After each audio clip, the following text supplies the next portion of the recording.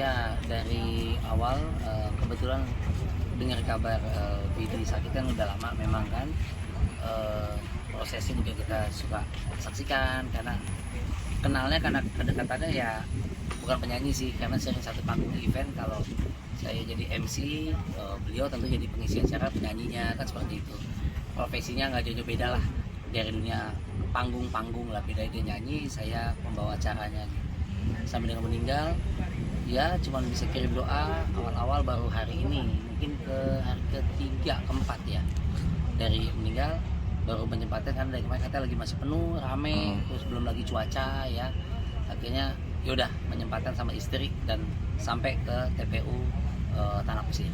Ini kan banyak artis yang mengatakan bahwa beliau baik dan banyak pesan. Bahkan kayak dapat duta sahabat gitu. Kami sendiri punya pesan. Oh iya, kalau lintas generasi, almarhum ini Vidi Aldiano umuran istri saya kan 35-an, saya setengah abad. Jadi kalau liftingannya kan gitu, kalau kita kan mungkin umurannya kayak Haji Andre Tolani gitu ya.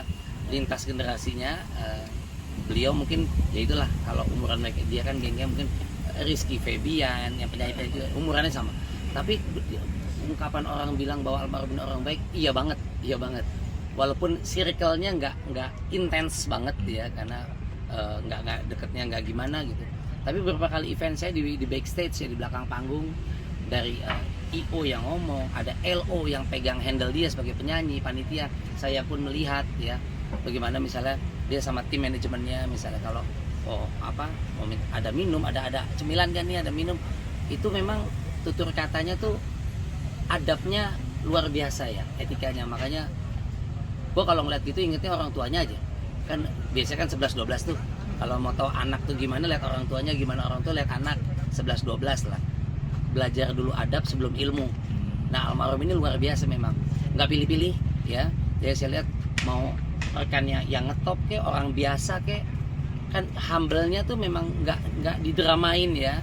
Nggak, kan orang banyak yang gini mbak, dia bisa ramah, bisa senyum ketika seseorang ini sesuatu. Tapi kalau lu bukan sesuatu, apalagi bermanfaat untuk dirinya, boleh lah, bisa judes banget, bisa secukupnya aja gitu, jaim gitu. Nah kalau almarhum enggak, lu mau ngetop mau enggak, lu ada bisnis sama gue mau enggak, ya humble itu sama gitu. Kita kan biasanya humble lihat-lihat, tanpa disadari itu, pilih-pilih. Nah baik, dia mau baik banget, sama siapa? Dia ramah banget, sama siapa? Sama kalau sama lu ramah, iya.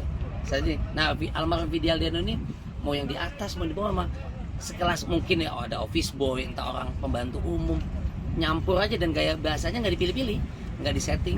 Jadi makanya kalau orang bilang sampai hari keempat, ketiga misalnya ke depan di bulan Ramadan pula ya, bulan terbaik, bulan suci dia meninggal, kalau gue pribadi melihat, menyaksikan, iya bener banget orangnya baik. Sehingga kalau banyak doa yang melepas kepergian dia, kehilangan, sedih lingkungan ya, kayaknya iya ya, sampai ada supir taksi ya yang saya juga baru tahu bahwa ketika dia sudah tiada, muncul tuh satu cerita baik soal almarhum gitu. Ya itulah hidup, apa yang lo tanam kelak lo tuai gitu. Mas Riko sendiri terakhir ketemu kapan Mas? Wah, kalau saya terakhir ketemu beliau tuh setahun lalu ya, di Taman Bina di Ancol ya, ada satu event ya, pengisi acara dia. Ya udah, di situ udah lama banget nggak ketemu lagi tahun. Jadi kan mendadaknya hampir sama kalau yang kita nggak tahu sama almarhumah Po Alpa kan, sakit tiba-tiba. Tapi kalau Vidi kan sudah melalui proses yang kita udah banyak yang tahu. Dia lagi melalui pengobatan, ikhtiar. Kalau Po Alpa kan memang lebih agak senyap mungkin ya, banyak Po Alpa almarhumah gitu. Jadi ya itulah setahun lalu. Terus saya melihat juga nggak di podcastnya Om Deddy segala macam, memang lagi mengalami kurang sehat. Ya cuman gitu aja taunya, lebih-lebihnya lama sekali nggak main. Mungkin ada interaksi setahun lalu, obrolan apa mungkin Mas? Enggak, udah lupa ya mbak ya, karena kan udah banyak event, udah ketumpuk lagi gitu event. Saya kayak siaran di radio, apa yang saya omongin kemarin aja udah lupa di radio. Tiba-tiba ada pendengar saya dengar di mobil, Mas Riko lucu banget sih kemarin itu ngasih info ada lawakan jokesnya begini, saya pengen ngakak sama suami. Emang saya ngomong apaan ya bu? Begini. Itu cuman kemarin. Kita siaran radio tiap hari. Ketika dia ingetin sekarang ketemu sama pendengar kita di suatu mall, Mas Riko apa kabar? Itu saya kemarin, gue kemarin ngomong apa ya, itu istri paling ledekin, udah mulai amnesia tuh. Ya kan dia diomongin banyak, siaran radio 4 jam tiap hari, 37 tahun. Ya kali kita ngingetin mau sama kayak almarhum Vidi juga udah lupa ya banyak sekali, tapi Ada yang memorable mungkin, Mas? bersinggungan, memorable gitu. Ketika dia minta tolong sama timnya, ada minum nggak? Handphone ada nggak? Banyak ya hal sepele. Ini berucap ya, karena saya ketawa. Handphone gua mana dong? Dia bilang sama saya, maaf, misalnya bro, punten, handphone gue tadi di mana ya? Oh ini Pak Mas, oh ya, makasih ya. Itu pada misalnya orang yang dapat rezeki dari dia tuh ya, bosnya nih gitu. Tapi begitunya dia pilih diksi atau kata-kata kalimat yang luhur nih. Begitu luhurnya budi pekerti, nggak yang mentong. Padahal kan zaman sekarang takutnya lebay banget sih gitu. Handphone dong. Apa syaratnya? Maaf. Punten, tadi handphone gue di mana ya? Oh ini Mas katanya. Oh ya, thank you. Baru dimain. Hanya itu aja mencerminkan gue denger mungkin orang lama ya gitu. Keren ya anak. Enggak yang ada banget, maaf, anak muda saking asiknya mungkin bakal jing nyet handphone gue mana jing sini gitu. Mungkin sama kayak kalau kita yang denger wah anak sekarang, tapi kan pemilihan ininya kan beda sekali sama almarhum. Yang anak-anak umur 30, 35 yang berarti keluarganya didikannya top. Mungkin berarti positive vibes-nya juga nular ya Mas ya? Sangat. Dia kan orangnya smiling face ya. Cheers up selalu, seolah nggak ada everything is gonna be okay nih. It's my body, nggak ada apa-apa. Padahal kan kita tahu bahwa lu nggak main-main loh nih sakitnya gitu. Paling kita cuma bisa support, ayo semangat sob. Semoga cepat sembuh.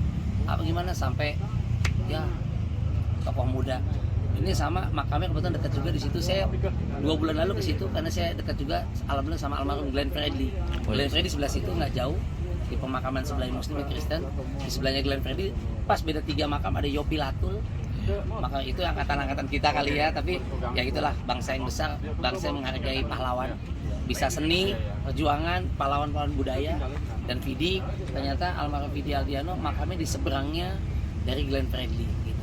Dan sampai sekarang saya datang nggak para peziarah nggak sepi. Saya kaget tadi, termasuk kaget ada teman-teman media juga masih banyak. Pikiran udah hari ketiga, hari keempat, ternyata masih nggak sepi ya, masih rame gitu. Selain itu, Pak Fidi juga pernah ngomong misalkan dia nggak pernah mengerjakan sholat. Kencengan nanyanya. Kencengan. Dia tidak pernah Nggak sahur dia. Ini nggak sholat Nggak tuh pernah ya. meninggalkan sholat. karena menurut dia harta di dunia ini nggak bisa dia miliki. Iya. Nggak bikin dia bahagia, dia tak Kan hitungan katanya mau dihitung di akhirat nanti itu pertama kan kuncinya apa ya, passwordnya ya, keywordnya itu kan katanya sholat. 5 waktunya wajibnya dulu itu. Dan beliau tuh bisa-bisanya break misalnya abis maghrib ada JR sebelum mau isya tampilnya kan jam 8 gue sholat tuh bentar deh, nanti JR sebentar kan gladi resiknya belakangan JR-nya gitu. Dia nggak tinggal sholat. Kalau sebagian saya nggak tahu kalau cowok atau cewek misalnya udah make up, ntar gue tacap lagi males, entar aja deh gue rendeng habis isya.